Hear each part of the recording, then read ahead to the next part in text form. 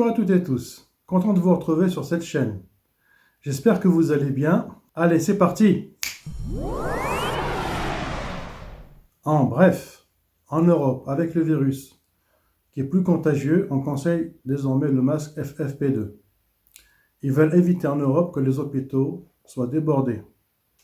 Avec ce qu'a dit Madame Lagarde, la virulence de la pandémie de coronavirus fait peser des risques de dégradation sur les perspectives d'un retour rapide à la croissance dans la zone euro.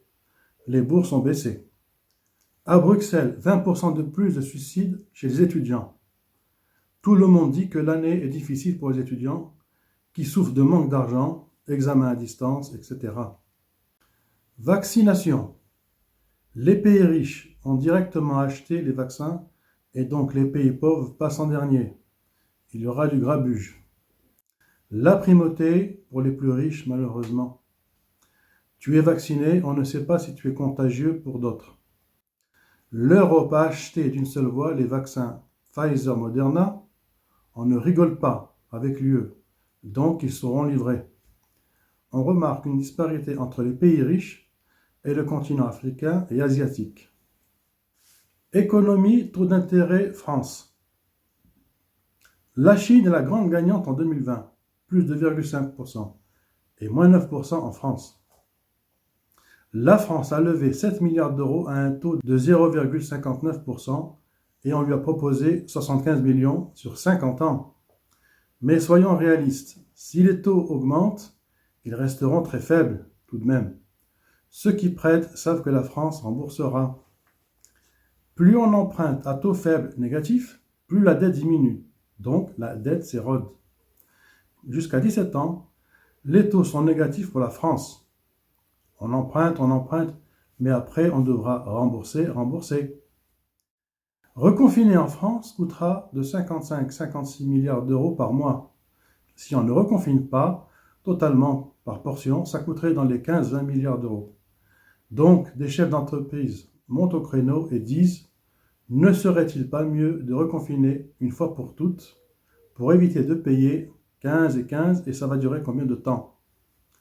Les faillites en chaîne, ça va commencer. Un quart des cafés-restos ne vont pas rouvrir. Aérien. En Suisse, des pilotes d'avion au chômage se reconvertissent en conducteurs de train et personne n'en fait une montagne. Il va peut-être perdre sa licence, mais c'est la résilience, donc on s'adapte. Des compagnies aériennes locales qui embauchent des pilotes pour piloter, mais c'est payant. Les pilotes doivent payer leur place, c'est véridique. Et ceux qui veulent garder leur licence le feront, donc il faut de l'argent. Encore une disparité. Ceux qui ont de l'argent garderont leur licence et de toute façon, pour faire des simulations de vol, c'est payant, pas le choix. Beaucoup de pilotes doivent se dire que c'est fichu pour le moment, vu que l'aérien va reprendre doucement, ou qu'il ne va pas reprendre du tout. Beaucoup de choses ne seront plus comme avant, comme les voyages d'affaires, par exemple de Paris à Nice, le télétravail, le webinaire prenant le relais. Un trafic, par exemple, de l'ordre de 25% au lieu de 100%. Beaucoup de gens qui ont de l'argent vont acheter une maison en campagne et y travailler 2-3 jours semaine. Et après, ils retournent sur Paris travailler. Donc ces gens-là ne prendront plus l'avion comme avant, en exemple. Beaucoup de métiers autour des aéroports qui ne vont pas tenir. Les loueurs, les traiteurs, l'hôtellerie, ça va repartir, mais à combien? 60-70%? Vont-ils tenir? Banque. Comme les banques avec des taux très bas, elles gagnent peu d'argent sur les prêts hypothécaires. Beaucoup d'agences sont fermées. Vous pouvez avoir un délégué personnel dans l'agence.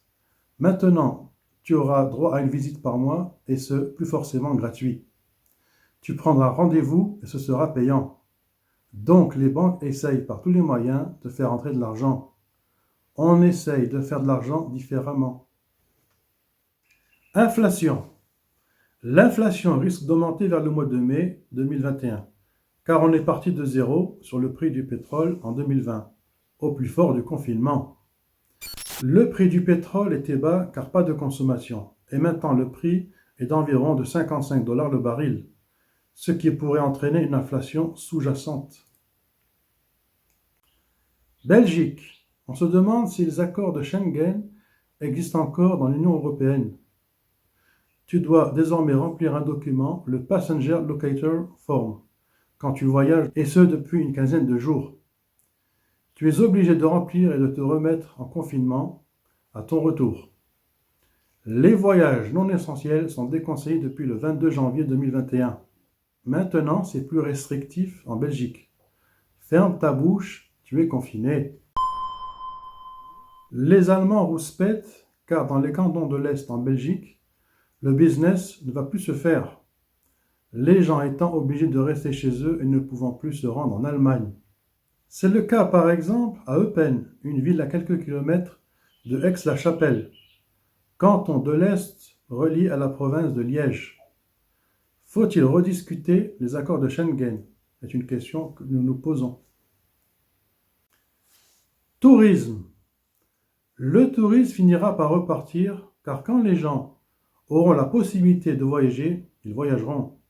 Chasser le naturel revient toujours au galop. N'y aurait-il pas un peu d'inflation sur les billets d'avion? Mais des pans entiers vont disparaître.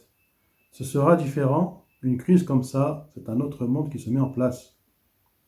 La révolution industrielle va se faire en quelques années au lieu d'une génération par exemple, et ce avec le darwinisme. FedEx avait racheté TNT, donc on avait fait un hub plus grand à Liège. Liège va devenir un petit hub avec la crise et où on profite de la crise alors que le hub de Liège a turbiné. 2000 personnes au chômage. FedEx délocalise sur l'aéroport Charles de Gaulle. Délocalisation.